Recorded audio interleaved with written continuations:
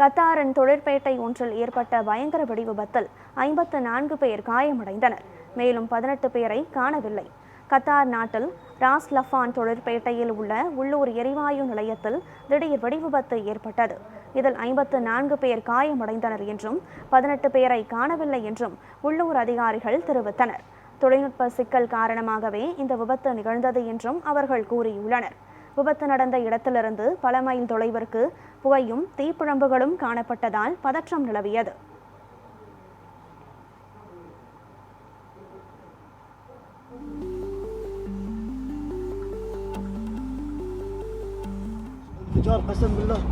هاي وين؟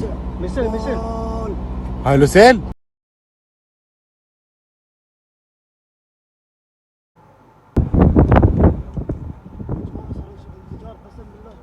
هاي وين؟ مثل هاي لوسيل؟